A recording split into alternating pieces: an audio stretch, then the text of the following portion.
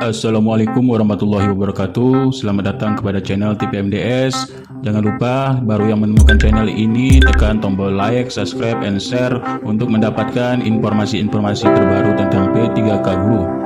Baiklah, ini ada informasi terbaru dilansir dari Instagram @rekrutmen P3K Guru.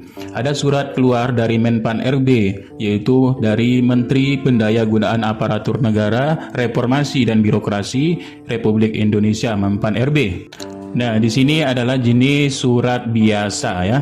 Jenis surat biasa yaitu masih memiliki nomor untuk tulis tangan, kemudian tanggal juga ini pakai tulis tangan, kemudian cap basah ini atas nama Menteri Pendayagunaan Aparatur Negara Reformasi dan Birokrasi, yaitu pada Deputi SDM Aparatur yaitu Alek Deni.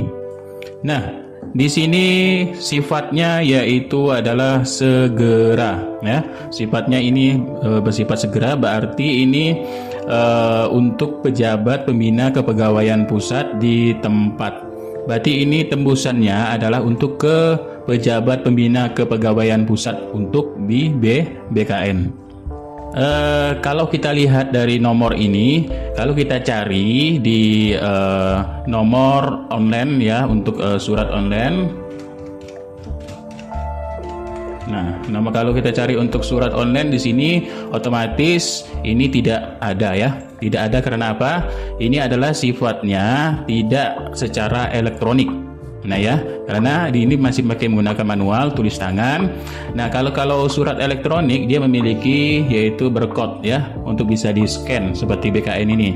Nah, jadi di sini intinya hanya untuk pejabat pembina kepegawaian pusat di tempat, untuk yang khusus di pusat ya.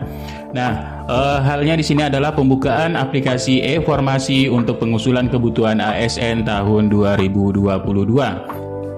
Nah, di sini dikasih tanda ya @rekrutmen P3K Guru, ini berarti kami kutip dari akun Instagramnya @rekrutmen P3K Guru.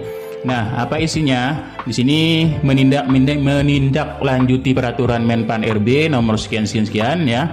Nah, jadi yang poin pertama adalah untuk pengusulan kebutuhan dari pemerintah pusat, kemudian instansi, dan nomor 3 ini adalah untuk kebutuhan yang kemarin sudah dibuka pada November dan instansi pemerintah ya. Nah, poin pentingnya di sini adalah surat usulan kebutuhan ASN tahun anggaran 2022 yang telah ditandatangani oleh PPK.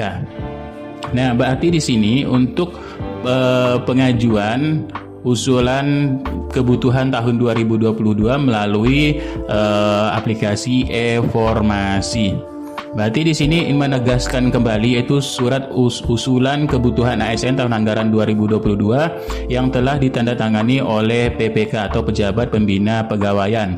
Berarti ini sudah masanya memang pembukaan aplikasi e-formasi pengusulan ASN tahun 2022. Nah, kalau kita lansir dari jadwal yang telah disepakati dari Subbidang Penetapan Pengadaan Pegawai, ini untuk penginputan e-formasi ini dimulai dengan Mei 2022. Nah, tapi sebelum itu di sini betul kata hasil rapat yaitu dari Menpan RB dan BKN ya, Panselnas di sini. Nah, ini adalah Deputi SDM Aparatur yaitu Bapak Alek Deni pada Menpan RB. Nah, katanya memang untuk tahun 2022 kalau bisa memang dipercepat untuk pengadaannya ya. Nah, supaya tidak terlalu molor nanti, karena memang ada berbagai kendala yang biasanya dihadapi.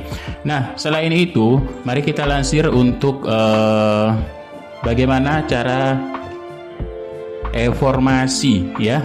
Cara untuk melakukan penginputan e-formasi tahun 2022. Nah, ini khusus untuk di Badan Kepegawaian Daerah ya. Nah, bagaimana sih bentuknya? Bentuk e-formasi ini adalah seperti ini ya. Kalau kita lansir, kita login e-formasi ya, aplikasi e-formasi untuk tahun 2022. Nah, ini kita bisa login ya. Nah, loginnya ini menggunakan ID instansi di sini, sandinya, dan di sini CAPTCHA-nya ya. Nah, tapi kita lihat di sini kita masuk untuk pengisian user ID ini untuk diisikan password pada kolom sandi ya. Kemudian masuk kepada aplikasi informasi untuk pengajuan formasi tahun. Nah, di sini bisa kita lihat dari mana saja, umpamanya di sini Prof NTT ya, Gubernur NTT, Wakil Gubernur NTT, kondisi saat ini PNS CPNS, kemudian yang pindah, kemudian kekurangan kebutuhan di sini. Nah, untuk kita lihat di sini, umpamanya di sini ada Sekretaris Provinsi Nusa Tenggara Timur ya. Nah, ABK-nya 1, NIP 1, kemudian PNS ini adalah akun dari akun adminnya ya. Nah, baru di sini kita melihat untuk pengusulan kebutuhan. Ya, pengusulan kebutuhan di sini. Nah, ini ada tadi kondisi saat ini, kemudian BOP, pindah dan lain-lain, kemudian kekurangan dari kebutuhan. Nah, inilah serangkaian bagian dari informasi. Ya, jabatan apa saja yang perlu diisi ya. Nah, seandainya di sini formulir jabatannya, ya kan? Nah, kita bisa lihat di sini ya, analisis sistem informasi seandainya. Nah, kemudian kita di sini kekurangan apa saja untuk kebutuhan rencana di sini ya. Ini kan ada peranata hubungan masyarakat, ya, perencana, peranata komuter, analisis kebijakan dan sebagainya.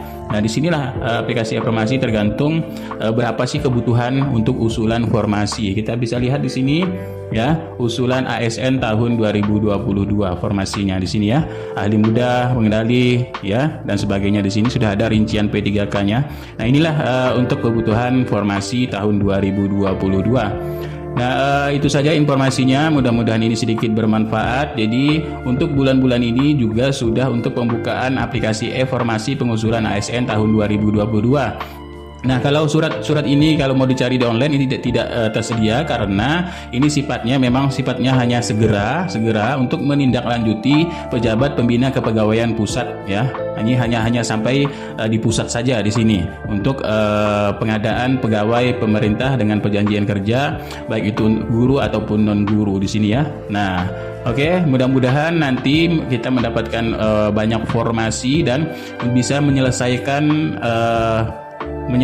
honorer serta menyelesaikan untuk tenaga ASN di pemerintah. Sekian, terima kasih. Bila taufiq wal hidayah. Wassalamualaikum warahmatullahi wabarakatuh.